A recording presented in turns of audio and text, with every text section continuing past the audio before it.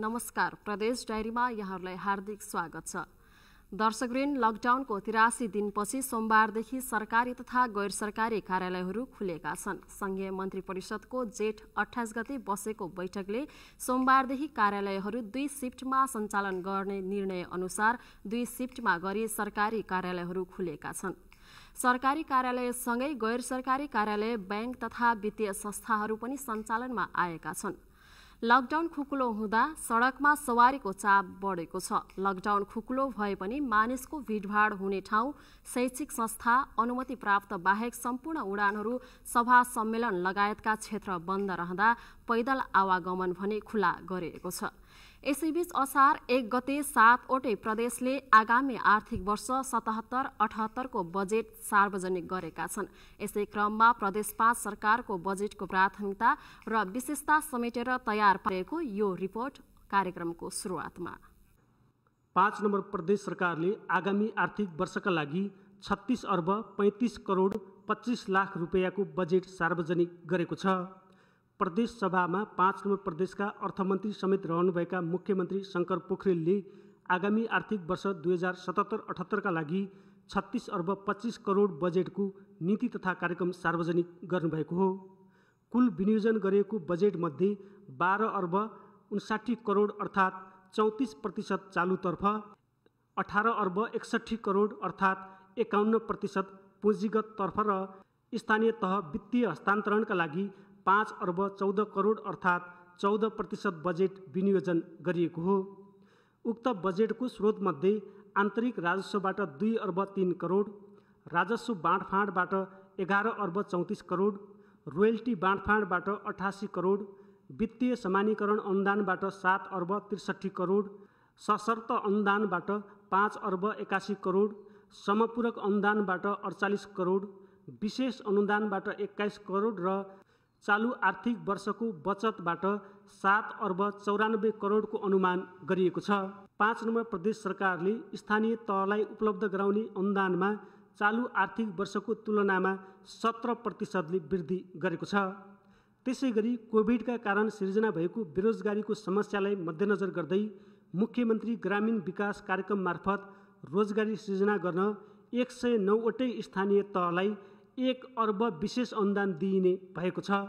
5 number प्रदेशमा सुशासन कायम राख्ने उद्देश्यका साथ सञ्चारतर्फ रेडियो र टेलिभिजन कार्यक्रम सञ्चालनका लागि समेत बजेट विनियोजन गरिएको छ। कोभिड-19 को असर नेपालमा पर्ने सम्भावनालाई दृष्टिगत गरी प्रदेश सरकारले समयमै मेला महोत्सव जस्ता भिडभाड जन्य गतिविधिमा रोक लगाउने काम गरेको थियो। नेपाल सरकारले बन्दाबन्दीको घोषणा गरेसँगै प्रदेश सरकारले त्यसको प्रभावकारी कार्यान्वयनमा जोड दियो। राजधानी लगायतका देशका विभिन्न भागबाट भित्रने नागरिक र पछिल्लो समय भारतबाट आउने प्रवासीहरूको व्यवस्थापन र सहजीकरणका निम्ति जिम्मेवारी वहन गर्नुपर्ने अवस्थामा हामी रह्यौँ। भारतबाट नेपाल प्रवेश गर्ने प्रमुख नाकाहरू रहेका कारणले प्रदेशका बासिन्दाको मात्रै होइन, अन्य प्रदेशका बासिन्दाको समेत व्यवस्थापन गर्नु पर्यो। सङ्कटको यस परिस्थितिले पनि प्रदेश 5 को राष्ट्रिय जिम्मेवारी विशेष रहेको अनुभूति भएको छ। प्रदेश सरकार कोभिड-19 को नियन्त्रण र उपचारका काममा सुरुदेखि नै सक्रिय रह्यो। कोभिड-19 को उपचार स्वास्थ्य सेवाका नियमित कार्यक्रमसित सँगसँगै सञ्चालन गर्नु जोखिमपूर्ण हुने मान्यताका आधारमा कोरोना विशेष अस्पतालको अवधारणालाई अगाडि बढायौँ। मन्त्री परिषदको बैठकबाट नै माननीय मन्त्रीजीहरूको नेतृत्वमा कोरोना विशेष अस्पताल स्थापना गर्ने र कोभिड-19 नियन्त्रण र उपचार कोष स्थापना गर्ने काम भयो। प्रदेशभित्र कोरोना परीक्षणका प्रयोगशाला स्थापनामा जोड दियौँ। आज ती प्रयासहरू कोभिड-19 को नियन्त्रण र उपचारको आधार बन्न पुगेका छन्। विश्व स्वास्थ्य सङ्गठनको प्रोटोकल र नेपाल सरकारको स्वास्थ्य मन्त्रालयको गाइडलाइनलाई प्रदेशमा रचनात्मक रूपमा कार्यान्वयनमा ल्याइएको छ। मुख्यमन्त्रीको अध्यक्षतामा प्रादेशिक कोरोना सङ्कट व्यवस्थापन केन्द्र स्थापना गरी नियमित बैठक बसी संस्थागत रूपमा समन्वय र सहजीकरण गर्ने गरिएको छ। सङ्घ, प्रदेश र स्थानीय तह बीचको सहकार्य र समन्वयमा बढ्दै गरेका चुनौतीहरूलाई समाधान गर्दै अघि बढ्ने काम भएको छ। डिल प्रकाश गौतम, नेपाल टेलिभिजन, कोहलपुर।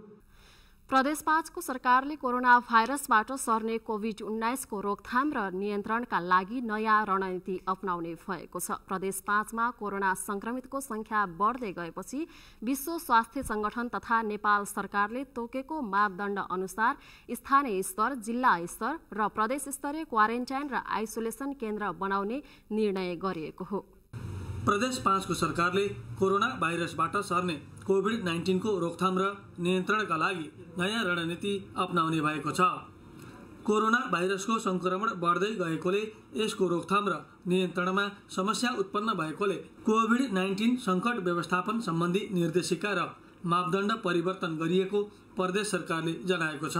विश्व स्वास्थ्य संगठन तथा नेपाल सरकारले तोकेको मापदण्ड अनुसार स्थानीय स्तर, जिल्ला स्तर र प्रदेश स्तरीय क्वारेन्टाइन र आइसोलेसन केन्द्र बनाउने निर्णय गरिएको छ। भारत लगायतका विदेशबाट आउनेहरूका लागि सीमा क्षेत्रमा होल्डिङ सेन्टर, स्थानीय तहमा क्वारेन्टाइन र होम क्वारेन्टाइनको समेत व्यवस्थापन गर्ने मापदण्ड बनाइएको छ। यसैगरी स्थानीय स्तरमा होम आइसोलेसन, जिल्ला स्तरमा आइसोलेसन केन्द्र र प्रदेश स्तरमा थप आइसोलेसन अस्पताल निर्माण गर्ने मापदण्ड बनाइएको निर्देशिकामा उल्लेख गरिएको छ। विश्व स्वास्थ्य संगठन र नेपाल सरकारले तोकेको मापदण्ड अनुसार हुने गरी जिल्ला स्तरीय र स्थानीय तह स्तरीय क्वारेन्टाइन र आइसोलेसन सेन्टरको मापदण्ड निर्धारण गरिएको आन्तरिक मामिला मन्त्रालयले जनाएको छ। विदेशबाट विशेष गरेर तेस्रो मुलुकबाट र भारतबाट समेत नेपाल प्रवेश गर्ने हाम्रा नागरिकहरूको उचित व्यवस्थापनको लागि जिल्ला प्रशासन कार्यालयसँग हामी समन्वय गरिरहेका छौँ र यो बुटोले क्षेत्रको जुन विदेशबाट आउने व्यक्तिहरूको, नागरिकहरूको होल्डिङ सेन्टर म्यानेजमेन्टको लागि मन्त्रालयले आफ्नो प्रतिनिधि समेत पठाएर एउटा कोअर्डिनेसन कमिटी बनाएको छ र उहाँहरूको व्यवस्थापनको लागि काम गरिरहेको अवस्था छ। त्यसै गरेर प्रदेशभरमा कहाँ कहाँ कस्तो अवस्था छ, कति व्यक्तिहरूमा सङ्क्रमण भयो, कति आइसोलेसनमा हुनुहुन्छ, कति क्वारेन्टाइनमा हुनुहुन्छ, सीमावर्ती जिल्लाहरूबाट नेपाल प्रवेश गर्नेहरूको सङ्ख्या कति छ, त्यसको हामी अद्यावधिक अभिलेख पनि राखिरहेका छौँ।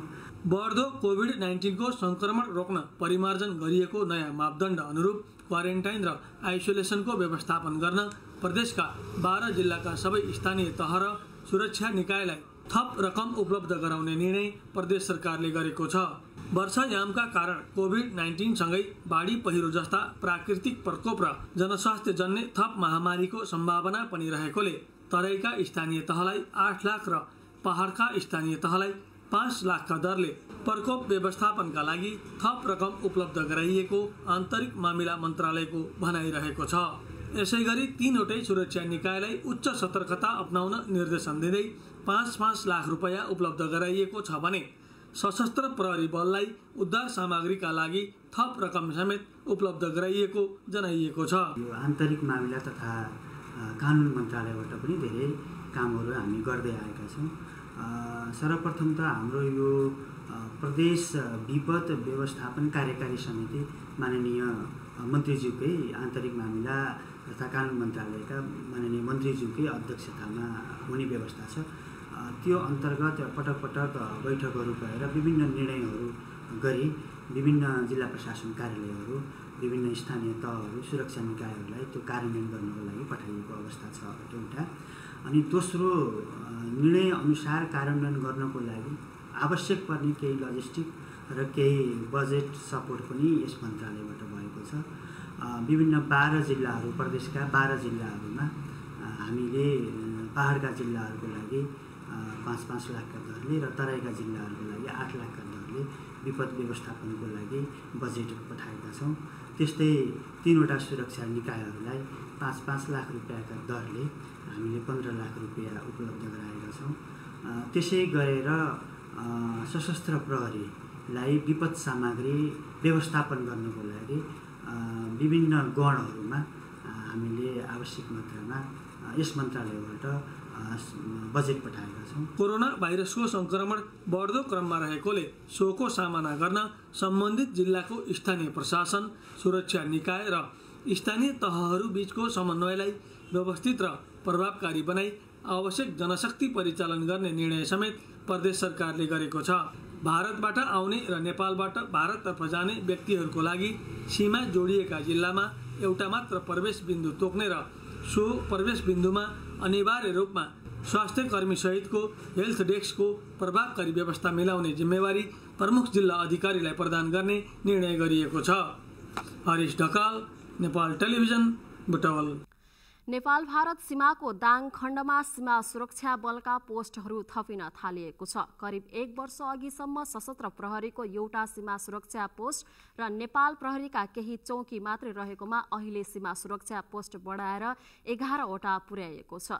83 किलोमिटरको दूरीमा सीमा सुरक्षा बलका 19वटा पोस्ट पुर्याउने गरी काम भइरहेको छ। हेरौँ दाङबाट सन्तोष सुवेदीले तयार पारेको एक रिपोर्ट। नेपाल भारत सीमाको दाङ क्षेत्रमा सीमा सुरक्षा बल बढाउन थालिएको छ। पछिल्लो 3 महिनाभित्रै सीमा क्षेत्रमा सुरक्षा पोस्ट बढाएर 11 पुर्याइएको जिल्ला सुरक्षा समितिले जनाएको छ। जिल्लाका 31 नाकामध्ये सुनपत्री, खाङ्ग्रा, भैसाही, मुसी, डगमारा, बटौली, भौवा लगायतका नाकामा सीमा सुरक्षा बलका पोस्ट स्थापना गरिएको प्रमुख जिल्ला अधिकारी गोविन्द रिजालले बताउनुभयो। जिल्लाको भारतसँग सीमा जोडिएको क्षेत्रको सुरक्षा अवस्थाको बारेमा आइतबार स्थलगत अनुगमन गरिएको छ। दाङ क्षेत्रमा भारतसँग जोडिएका 31वटा नाका रहेका छन्। कोरोनाको संक्रमणसँगै नेपालतर्फ सीमा सुरक्षा बलका पोस्टहरू थप गरिएका हुन्। सीमा क्षेत्रमा नेपाली सुरक्षा फौजका पोस्टहरू थपिएपछि आफूहरूको आत्मबल बढेको त्यस क्षेत्रका स्थानीयहरू बताउँछन्। माझा गाउँमा आएर अट्टा दिना बगेर रोटी खानला जाऊ भन्ने बोले क्या गरेको भन्ने यहाँ गएर पाटे पिटो पार्नु भयो। लौ भवा गाउँले जामले पिट्यो त्यसलाई आएर यहाँ छोड्नु न भन्ने जस्तो कुरा पनि चल्छन्। तर यहाँबाट बसे हामीलाई अब धेरै फाइदा छ भनौँ। अब हामीलाई केही दुःख गर्नु पर्दैन। नत्र दिन्छ त हामी लड्ने भेट्ने अब प्रशासन लड्नु भन्दा हामी आफै लड्नु पर्ने। आफै लडे पनि के हुन्थ्यो दुश्मनी हुन्थ्यो। तुमको नीचे नै आना देंगे भन्ने हिसाब पनि अब एउटा सानसानो मेला लाग्छ केही भन्न बित्तिकै फोन पर्छ आओगे भन्ने। नेपाल भारत सीमा क्षेत्रका सबै नाकामा भारततर्फ सुरक्षा फौजको पोस्ट भए पनि नेपालतर्फ पनि निकै कम नाकामा मात्रै सुरक्षा पोस्ट थियो। कोरोनाको संक्रमणसँगै सशस्त्र प्रहरीको सीमा सुरक्षा पोस्टहरू थप गरिएका हुन्।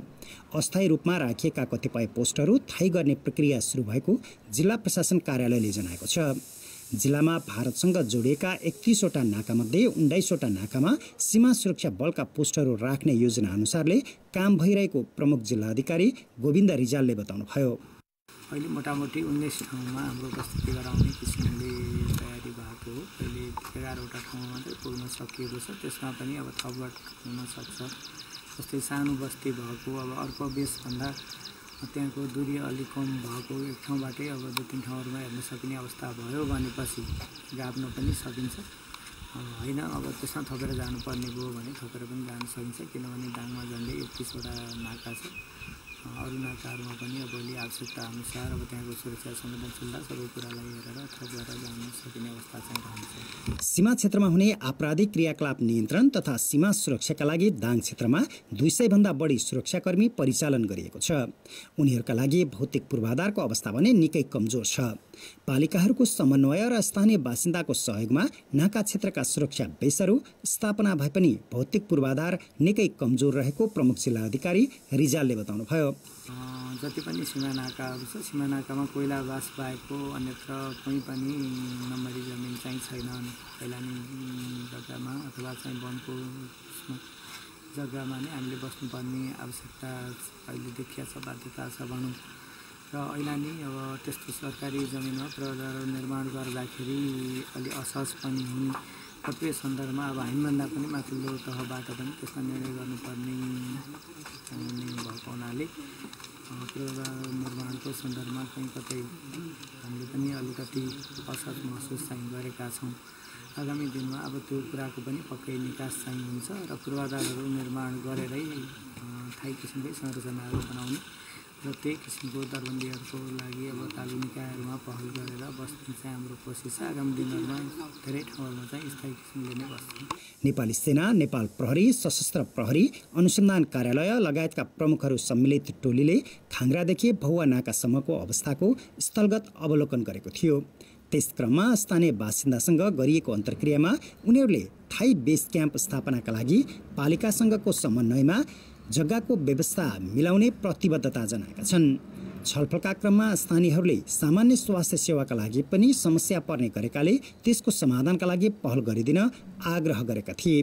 अधिकांश नाका क्षेत्रका बासिन्दाहरू अहिले पनि स्वास्थ्य सेवाका लागि भारतमै जानुपर्ने बाध्यता रहेको छ। सीमा क्षेत्रमा सुरक्षा पोस्ट स्थापनासँगै एक नाकाबाट अर्को नाकामा पुग्नका लागि सडक निर्माणको काम पनि भइरहेको छ। राजपुर र गढवा गाउँपालिकाले आफ्नो क्षेत्रमा पर्ने नेपाल भारत सीमा क्षेत्रमा सडक निर्माणका लागि लगानी गरिरहेको पालिकाहरूले जनाएका छन्। नाकासम्म पुग्नका लागि प्रदेश सरकारले पनि सडकमा लगानी बढाएको छ। सन्तोष सुवेदी, एनटिभी कोहलपुर, प्रदेश नम्बर 5 दाङ। प्रदेश नम्बर 5 को प्रदेशसभाको चालु 6औं अधिवेशनबाट 6वटा विधेयक दफावार छलफल पश्चात पारित भएका छन्। नियमित कार्यसूचीतर्फ 3वटा र क्रमागत कार्यसूचीतर्फ 3वटा विधेयक विषयगत समितिमा समेत छलफल भएर पारित भई प्रदेश सरकारको कानुनको अङ्ग बनेको प्रदेशसभा सचिवालयले जनाएको छ।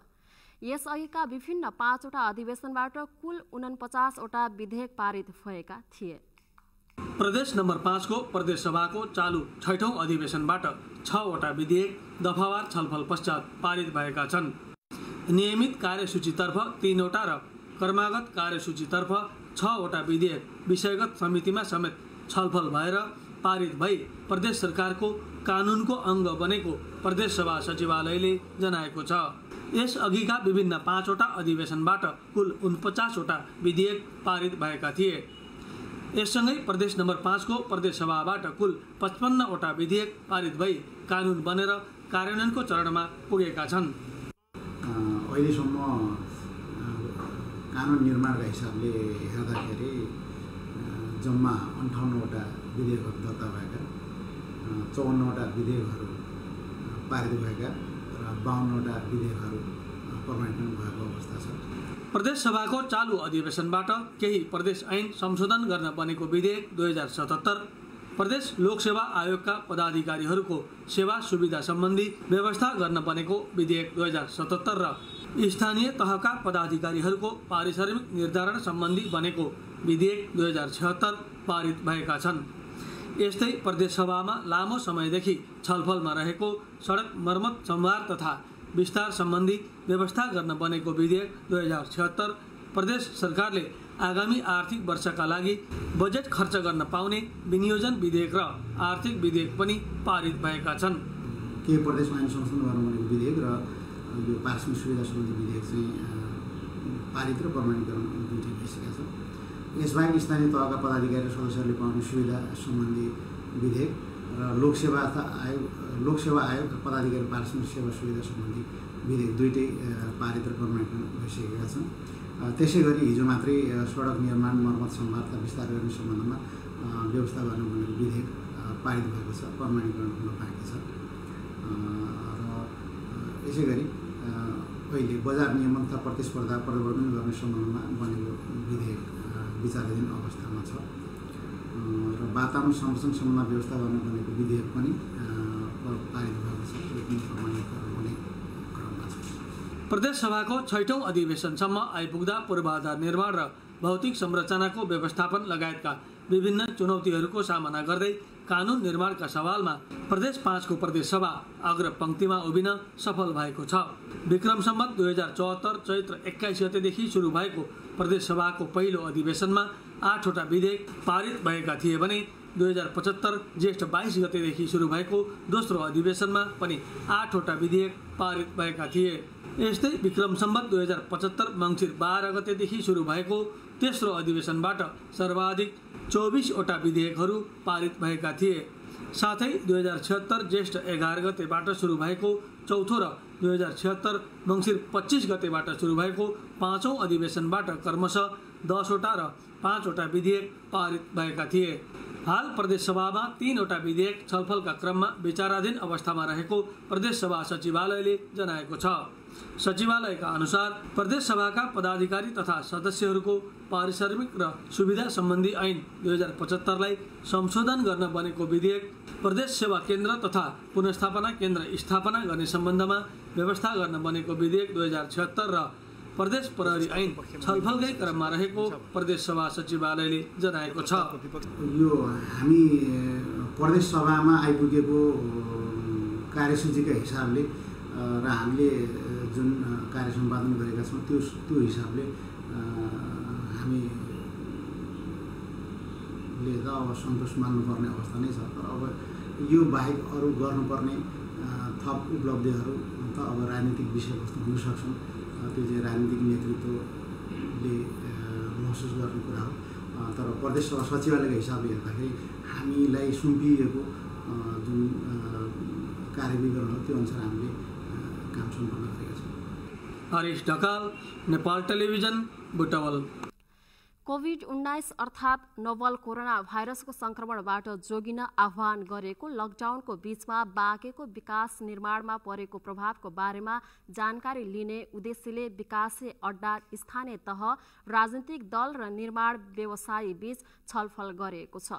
सो छलफलका क्रममा विकासे अड्डा र निर्माण व्यवसायीले समयमा गुणस्तरीय निर्माण सामग्री नपाएको कारण काममा प्रभावित भएको गुनासो गरेका थिए। कोभिड-19 नोभल कोरोना भाइरसको संक्रमणबाट जोगिन आह्वान गरिएको लकडाउनभित्र बाँकेको विकास निर्माणको अवस्थाको बारेमा विकासे अड्डा, स्थानीय तह, राजनीतिक दल, निर्माण व्यवसायी बीच छलफल गरिएको छ। सो छलफलका क्रममा विकासे अड्डा र निर्माण व्यवसायीले समयमा गुणस्तरीय निर्माण सामग्री नपाएका कारण काम प्रभावित भएको गुनासो गर्नुभएको थियो। बाँकेका प्रमुख जिल्ला अधिकारी रामबहादुर कुरुम्बाङको विशेष पहलमा आयोजना गरिएको बैठकमा कोरोनाको संक्रमणबाट जोगिँदै कसरी जिल्लाको विकास निर्माणको कार्यलाई तीव्रता दिन सकिन्छ भन्ने विषयमा छलफल भएको थियो। बाँकेका प्रमुख जिल्ला अधिकारीको रूपमा आफू बाँके आइसकेपछि जिल्लाको विभिन्न क्षेत्रको स्थलगत अनुगमन गरी विभिन्न आयोजनालाई कसरी गति दिन सकिन्छ भनेर सर्वपक्षीय बैठक आयोजना गरेको उहाँले बताउनुभयो। लकडाउनकै बीचमा नरैनापुरको सुइयासम्म विद्युत र हुलाकी सडक कालोपत्रे गर्ने कार्य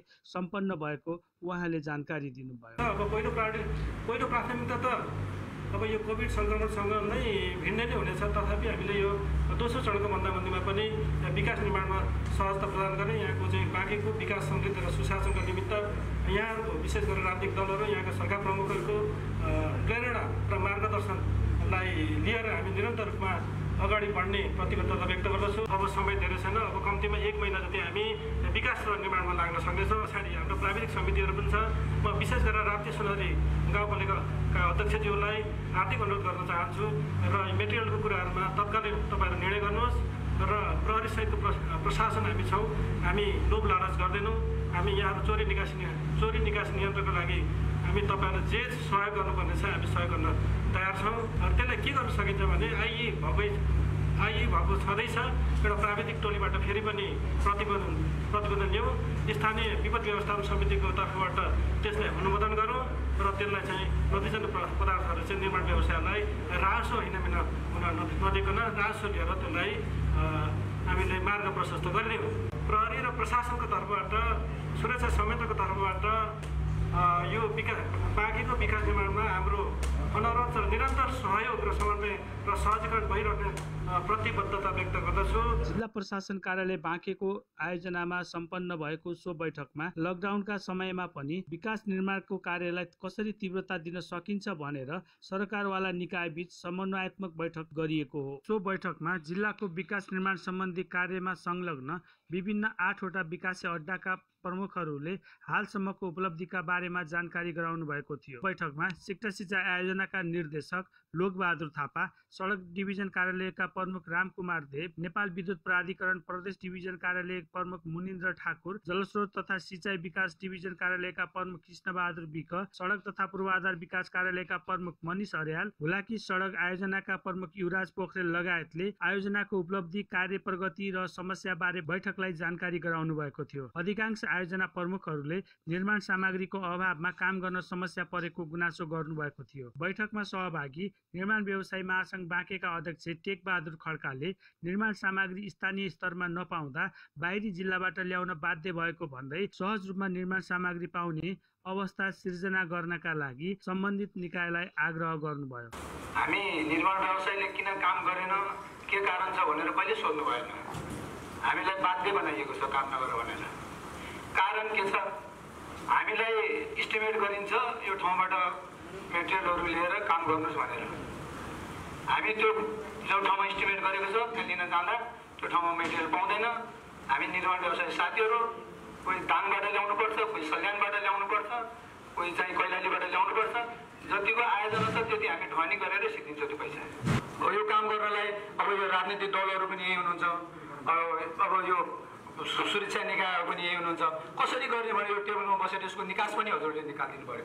अनि काम गरेन भने त्यो व्यवसायलाई हामीमा पनि यही फ्लोरबाट कारबाही पनि गर्नु पर्छ। जब मेटेरियल पाएर काम गर्न सक्दैन व्यवसायले भने किन ठेक्का लिने त्यसले। बैठकमा सहभागी स्थानीय तहका प्रमुख तथा राजनीतिक दलका नेताहरूले आयोजनालाई तीव्रता दिन राजनीतिक रूपमा सहज वातावरण बनाउन भूमिका खेल्ने बताउनुभयो। जिल्ला समन्वय समिति बाँकेका संयोजक अजय श्रीवास्तवको अध्यक्षतामा सम्पन्न सो बैठकमा राजनीतिक दलका तर्फबाट नेकपा बाँकेका सचिव अशोक कोइराला, नागरिक समाजका तर्फबाट नेपाल उद्योग वाणिज्य महासंघका केन्द्रीय सदस्य कृष्ण प्रसाद श्रेष्ठ लगायतले राजनीतिक रूपमा आयोजनामा समस्या भए दलहरूले नेतृत्व लिएर समस्या समाधान गर्नुपर्ने र त्यो बाहेक अन्य कुनै समस्या भए नागरिक समाजले समेत आयोजना सम्पन्न गर्नका लागि सहयोग गर्ने प्रतिबद्धता व्यक्त गर्नुभएको थियो। नेपाल टेलिभिजनका लागि रुद्र सुवेदी, प्रदेश नम्बर 5, नेपालगञ्ज, बाँके। हरेक वर्ष खामभाषी मगर समुदायले 1 महिनासम्म मनाउने भूमे पर्व विधिवत समापन भएको छ। रुकुम रोल्पाका खामभाषी समुदायको भूमे पर्व सबैभन्दा ठूलो पर्व हो। रुकुम पूर्वको सिस्ने, पुथा, उत्तरगंगा र भूमे गाउँपालिकामा रहेका आदिवासी जनजातिहरू मुख्यतः खाम मगर जातिले विशेष महत्त्वका साथ मनाउने बल पूजा अर्थात् भूमि पूजा यो वर्ष बन्दाबन्दीले औपचारिकतामा सीमित भएको छ। भूमे पर्वकै दिन वर्षभरिको ऐन नियम तयार भएपछि बजेट छलफल गरी अघिल्लो वर्षको हिसाब किताब सिद्ध्याएर नयाँ मौजा समिति चयन गरिने चलन रहिआएको छ। जेठ मसान्तको 3 दिन अघिल्लो साँझ बलिलाई सिउरिने बुकी फूल लिन लेक जाने चलन रहे पनि यसपालि पूजाको लागि चाहिने फूल ल्याउन सीमित युवा युवतीलाई अनुमति दिएको भूमे गाउँपालिकाका प्रमुख प्रशासकीय अधिकृत चन्द्रसिंह श्रेष्ठले जानकारी दिए। लकडाउनको कारण नाचगान गर्न नपाइने तर विधिको रूपमा पूजा गर्न सबै ओडालाई उर्दी जारी गरेको अधिकृत श्रेष्ठले जानकारी दिए। यसपालिदेखि रुकुम र रोल्पालाई 5 नम्बर प्रदेश सरकारले असार 1 गते सार्वजनिक बिदा समेत दिएको छ। भूमिको पूजा भएपछि देवता खुसी हुने र त्यसपछि अनिकाल नलाग्ने, पृथ्वीमा कुनै पनि प्रलय नआउने र दुःखको नाश भई पृथ्वीवासी सबैमा खुसी आउने जनविश्वासका कारण सदियौंदेखि भूमि पूजा गरेर देवतालाई खुसी बनाउने गरेको जनविश्वास रहिआएको छ। हवस् त आजलाई प्रदेश डायरी यति नै। अर्को साता विविध सामग्री लिएर उपस्थित हुनेछौँ। नेपाल टेलिभिजन हेर्दै गर्नुहोला। नमस्कार।